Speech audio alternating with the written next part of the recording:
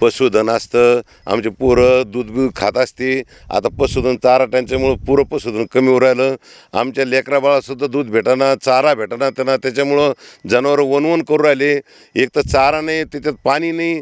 आमच्याला खूपच दैना झाली शेतकऱ्याची, कारण दूध पशुधन कमी झाल्यामुळं आणि पाणी कमी झाल्यामुळं आमचं पशुधन कमीत कमी 75% कमी होऊ राहिलं. त्याच्यामुळं आमची खूपच सरकारनं काहीतरी पशुधनसाठी देण्यात यावं, पाण्यासाठी काहीतरी सोय करावं. गावात पाणी प्यायला नाही, वावरात गेलं तर पशुधनला पाणी नाही, अशी परिस्थिती आमची झाली. रेवगाव गावातील पशुधन जे तुम्ही विक्रीला काढलेले काय? खूप सर, दर बाजारी 10 ते 15 पशुधन चाललेलं आहे, कारण आमच्या मुलाबाळाचं दूधसुद्धा चाललेलं आहे. आणि बैलसुद्धा मेहनतीचे बैल आहे आमचे कास्तकारचे, ते बैलसुद्धा कटाईला चालले, बाजारात विक्री चालली. कारण पशुधनचं येणाऱ्या काळामध्ये आम्हाला पशुधन राहणारच नाही, बेकार परिस्थिती राहिली. आणि पशुधनमुळं आम्हाला शेण मिळतं, शेणापासून आम्ही शेतीत मेहनत करतो, माल जादा मिळतो. पशुधनच नाही तर आम्हाला शेण कुठे मिळणार आहे? येणाऱ्या काळामध्ये आमचं खूप परिस्थिती बेकार होणार आहे. माझी कळकळीची विनंती आहे सरकारला की काहीतरी पशुधनासाठी अनुदान द्यावा, ही नम्र विनंती करतो. जनावरांचं तर असं झालं सर, आम्हाला एक ती काय म्हणतात ना, एका गायच्या अंगात 33 कोटी देव आहे. आम्हाला ती कोणाला विकू बी वाटत नाही. म्हणजे गाईशिवाय आपण शेती करू शकत नाही सर. काही दिवसानं ती आपल्याला सरकार सांगायला आलं सेंद्रिय शेती करा, सेंद्रिय शेती करा.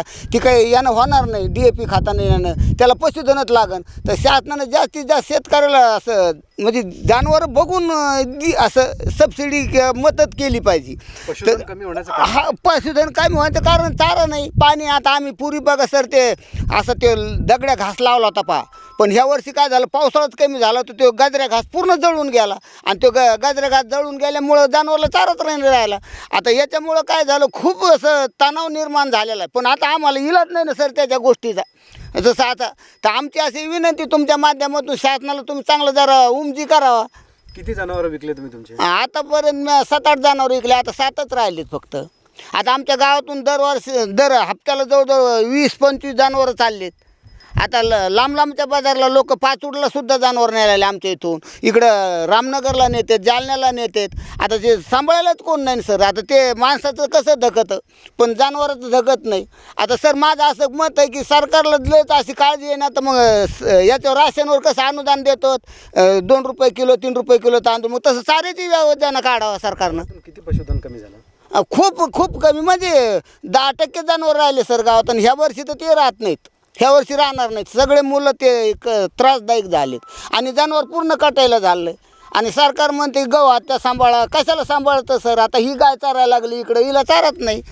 आणि म्हणून त्याच्यामुळं आता खूप परिस्थिती बिकट आहे. आता मुलाचं दूध खायच्या गायी तर आम्हाला विकावं लागले सर. ते सरकारने काही उपाययोजना नाही केल्या? नाही, काहीच नाही. आता हे नवीन सरकार आलं तर तेव्हा तरी काही उमदी झाले तर होईल तर का नसतं. पण आता तर सध्या काहीच नाही. आतापर्यंत आमच्यावर अन्याय झालेला आहे सर. काही चारा शावण्या याच्या आधी झाले सर, पण त्या काही सक्सेस झाल्या नाही. ते तंबूत गुंडाळून गेले. माझं असं मत आहे सर की सरकारनं गावामध्ये आता करू नका, असं घरोघर धुंडून काढा, तसं घरोघर धुंडून जनावरं काढा ना, की दादाकडे 10 जनावर त्याला द्या, याच्याकडे 2 जनावर यायला द्या. करू नका असं धुंडून काढा का झटक्यामध्ये.